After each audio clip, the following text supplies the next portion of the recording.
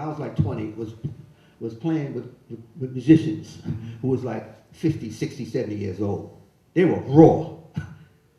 Everybody learned from the gut bucket, the street set, you know, and that could be folk or anything. And so when you're around that element, that's what's restored you. And I try to maintain that even today.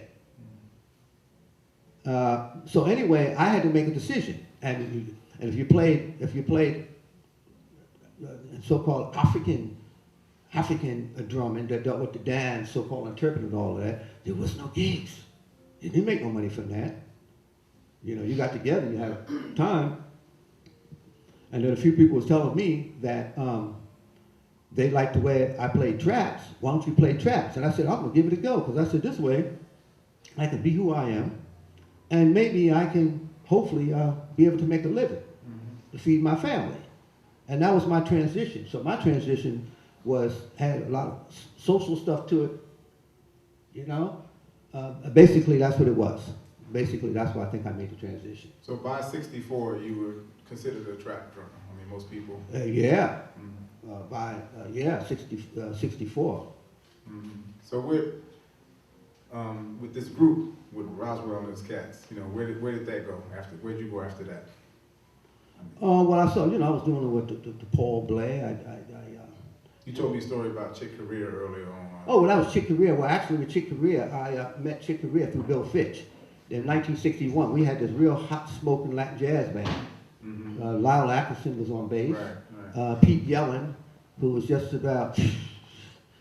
Doris Parker thought he was Charlie Parker. She thought she had. I actually took a demo record to Charlie Parker States, and she heard the record. She says, "I don't remember Charlie Parker recording this." I said, "No, that's Pete Yellen on alto."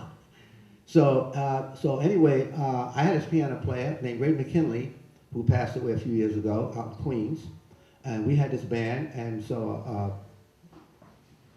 Bill, I hired Bill in the band that Ray McKinley and myself had, and then Bill told me, he said, you know, the piano player is good, man. He said, but there's this guy coming down from Boston, man.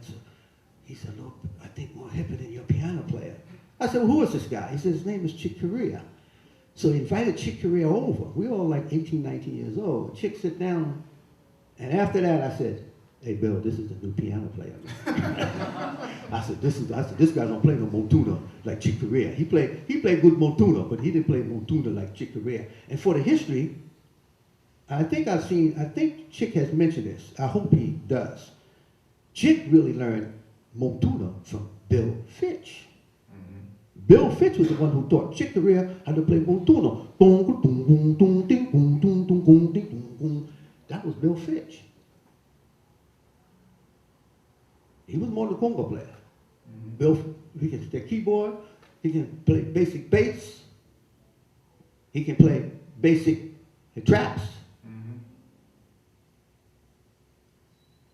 But Bill was destroyed in California.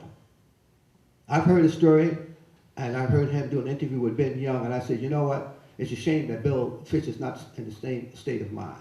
I believe that history should be correct. I don't like reading history that's incorrect. So you don't like reading? That bothers me. Yeah, that really, I'm glad I'm still on the planet to see what people say about me. I said, this is amazing, man. They get things all screwed up, but I'm glad that I can do something like this to really tell you what the real deal was and is and will continue maybe to be. How long did that group go? I mean, did it go a long time? Was it just? Well, we did quite a few gigs. We did quite a few gigs together, and I wanted just to call it the Latino Septet. What do we call it? The Jazz Latino Quintet. And everybody said, no, it's going to be called the Milford Graves Latino Quintet. I said, oh yeah? You know why they wanted me to be the leader? They said, because you can get the gigs, man. You take care of business. I'd be on Broadway, I'd have my slick clothes on, I'd have a briefcase, and I would easily knock on any agent's door. I said, hey, how you doing, sir? I said, I have this band, man, it's really exciting, man. Can you give us any gigs, man? You know, and blah, blah, blah. Then guys would look at me, who is this young kid, 18 years old? I would come and flop and sit down in my seat and blah, blah, blah. Even though if I didn't get a gig a few times, they would keep me there. Because they get bored sitting in there. And I'd be good company. So one day I'm sitting in there, so this guy went to him about 3 times. So he looked at me, okay, so what can I do for you today? I said, is there any jobs available for my band? So this guy never asked me who was in my band. So he says, well, who are your band members? And I said, everybody. And I said, Chick Corea? He said, Chick Corea? He was a piano player too. He said, that kid is amazing. Okay, I got a gig for you coming up. And that gig was at Town Hall, 1962. He put us on Town Hall opposite Herbie Mann, the Cuban Jam Session group, and Cal Jada. And guess what? Us little kids tore the place up, man. Willie Bobo, Cal Jada hadn't arrived yet, but Willie Bobo was there. And I saw Willie Bobo, I said, Willie Bobo, that's my man. I had copied every lick Willie Bobo ever did with Cal Jada. Bill knew every lick that Mongo Santa Maria did. We did every lick that Willie Bobo and Mongo Santa Maria did. We had every one down, except we got slick. You know, they had one like ba-da-da, ba-ba-da, ba-do-do-do-do-do, ba-ba-da. We go ba-ba-da, ba-ba-da, brrrr. So Willie looked at us little kids like this here. Willie came all over, and I felt good when Willie came over, took my hand like this. I said, wow, man, this is a guy I was really looking up to. So anyway, when Monguito with Cal Jada got fired, he got arrested. He got arrested. Cal Jada needed a conga player. They called back. They wanted Mongo back. They wanted Armando Peraza. They wanted, you go down the list, everybody. Willie Bobo said, man, there is a kid in New York that plays better than everybody. Bill called me up and said, man, I got a call from Cal Jada to come out in California. You think I should go? I said, Bill, you get your bags and you go to California, you get famous, come back to New York, we will form the band again. But Bill took a beating out there. Bill used to write me letters, and he was almost in a state of denial.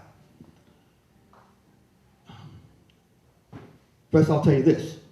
I saw Willie Bobo after Cal Jada was out in California, and I seen him down on 57th Street and Broadway in this restaurant. And I went and I seen Willie. I said, Willie, what's happening, man? He was sitting there. He said, yeah, man. He was sitting there like, kind of like a little depressed.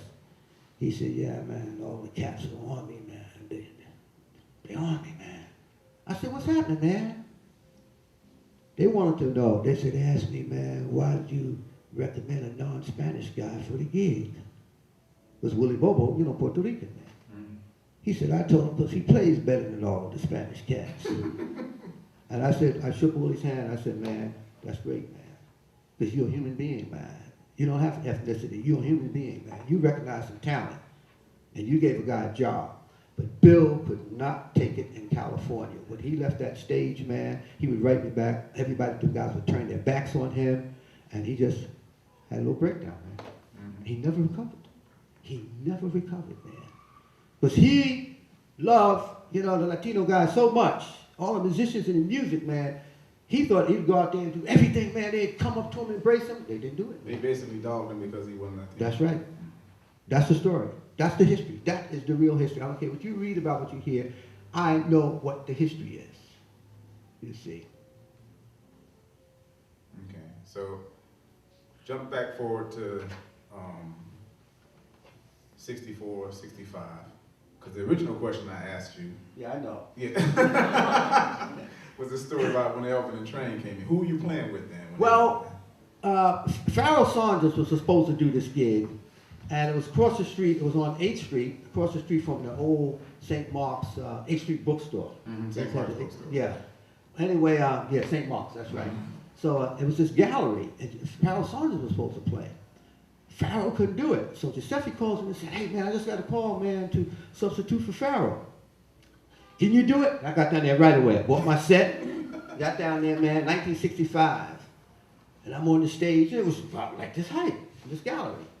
So I'm playing, man, and I'm playing. You know, you're just playing. You're just doing cool. And I looked up. I said to myself, Coltrane's here. Coltrane walked in the door. I said, man, I got to take it up a little bit now. I see Train.